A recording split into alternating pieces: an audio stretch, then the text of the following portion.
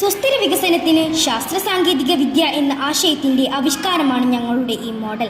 സുസ്ഥിര വികസനത്തിന്റെ ഉപാധികളാണ് വിഭവങ്ങളുടെ കാര്യക്ഷമമായ വിനിയോഗവും, പുനരുപയോഗിക്കാവുന്ന ഊർജ്ജ സാധ്യതയും, ശാസ്ത്രീയ മാലിന്യ പരിചരണവും, ഉയർന്ന സേവന ഗുണമേന്മയും, വികസിതമായ പശ്ചാത്തല സൗകര്യവും. ഇവ കൈവരിക്കുന്നതിന് ഒരു പ്രദേശത്തെ ശാസ്ത്ര സാങ്കേതിക വിദ്യ ഏകോപനം അനിവാര്യമാണ്. സുസ്ഥിര ഊർജ്ജ സ്രോതസ്സുകളെ ആശ്രയിച്ച് ഊർജ്ജ ആവശ്യങ്ങൾ നിറവേറ്റാം. പുനരുപയോഗ സാധ്യതയുള്ള ഊർജ്ജ സ്രോതസ്സായ സൗരോർജ്ജം, പവനോർജ്ജം, കായികോർജ്ജം, പാഴ്വസ്തുക്കളിൽ നിന്നുമുള്ള ഊർജ്ജം എന്നിവ ഉപയോഗിച്ച് ഊർജ്ജ സുരക്ഷ ഉറപ്പുവരുത്തുന്നു.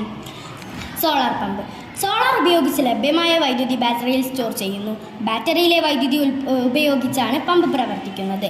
പവനോർജ്ജം. സൗരോർജ്ജം പോലെ പുനരുപയോഗ സാധ്യതയുള്ള ഊർജ്ജ സ്രോതസ്സാണ് പവനോർജ്ജം. കാറ്റിൽ പ്രവർത്തിക്കുന്ന പവർ സ്റ്റേഷൻ സുപ്രധാന ഊർജ്ജ സ്രോതസ്സാണ്. കാറ്റാടി കറങ്ങുമ്പോൾ കാന്തിക മണ്ഡലത്തിന് വ്യതിയാനം സംഭവിക്കുന്നു. ഇതിനുള്ളിലെ കമ്പിച്ചുരുളിൽ വൈദ്യുതി ഉണ്ടാക്കുന്നു. പ്രാദേശികമായി ഉണ്ടാകുന്നതും മൺസൂൺ കാലത്ത് പാഴായി പോകുന്ന ജലത്തെ പ്രയോജനപ്പെടുത്തി മിനി പവർ സ്റ്റേഷന്റെ സാധ്യത ഏറെയാണ്. ഭൂഗർഭ ശേഷി കൊണ്ട് താഴോട്ട് പ്രവഹിക്കുന്ന ജലം ടർബൈൻ കറക്കുകയും തുടർന്ന് ജനറേറ്റർ പ്രവർത്തിച്ച് വൈദ്യുതി ഉൽപ്പാദിപ്പിക്കുകയും ചെയ്യുന്നു. പാരമ്പര്യേതര ഊർജ്ജം പോലെ നാം വ്യായാമത്തിനായി ഉപയോഗിക്കുന്ന കായിക ശക്തിയിൽ നിന്നും വൈദ്യുതി ഉൽപ്പാദിപ്പിക്കാം. കുട്ടികൾ കളിക്കുന്ന പാർക്കുകൾ, ജിംനേഷ്യം എന്നിവയെ കേന്ദ്രീകരിച്ച് കായികോർജ്ജം വൈദ്യുതോർജ്ജമാക്കാനുള്ള യന്ത്രം സ്ഥാപിക്കുന്നു. ഇത് ജിംനേഷ്യം യന്ത്രങ്ങളിൽ വൈദ്യുതി ഉൽപ്പാദിപ്പിക്കുന്നു.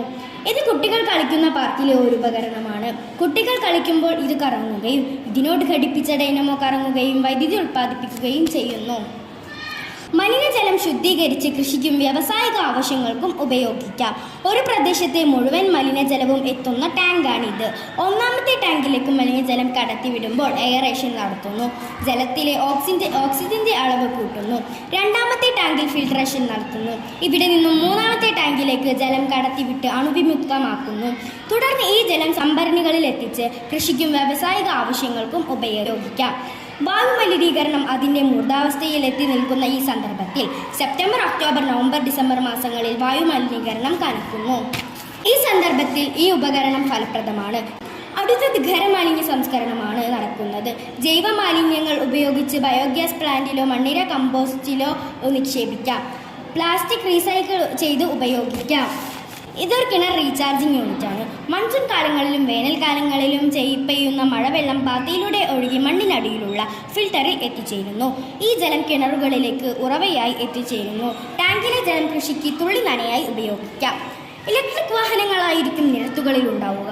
പൂർണ്ണമായും വെളിച്ചമുള്ള റോഡുകളായിരിക്കും. ഉയർന്ന സേവന ഗുണമേന്മ. വികസനത്തിന് സുസ്ഥിരത ഉറപ്പാക്കുന്നതിന് ശാസ്ത്ര സാങ്കേതിക വിദ്യയുടെ ഫലപ്രദമായ ഉപയോഗം എങ്ങനെയാണെന്നാണ് ഞങ്ങൾ ഈ മോഡലിലൂടെ അവതരിപ്പിച്ചത്.